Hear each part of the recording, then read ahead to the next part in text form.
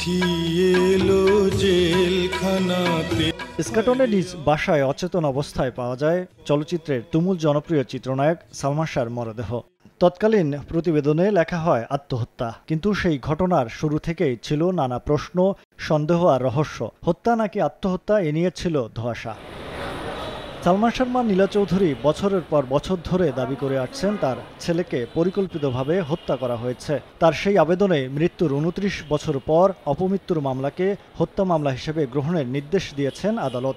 ঢাকার ষষ্ঠ অতিরিক্ত মহানগর দায়রা জজ মোহাম্মদ জান্নাতুল ফেরদৌস ইবনে হকের আদালত এই আদেশ দেন। আদালত যখন আমাদের রায় দিয়েছেন আমাদের পক্ষে যে এটা আসলে একটা হত্যা মামলা, তার মানে এই ২৫ বছরতে তারা যে সময় ক্ষেপণ করেছেন এবং ভুল রিপোর্ট দিয়েছেন, যে সঠিকভাবে তদন্ত করেন নাই, সেটা আজকে প্রমাণিত হয়েছে।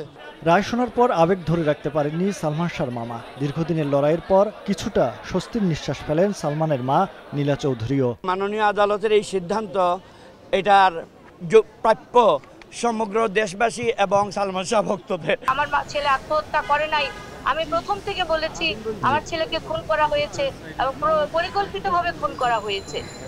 আমি দেশবাসীর কাছে অত্যন্ত কৃতজ্ঞ। আজকে এই বাচ্চাদের জন্য আমরা এই বিচারটা পেলাম। এদিন রায় শুরু হওয়ার আগে থেকেই আদালত চত্বরে জড়ো হন সালমান শাহর ভক্তরা।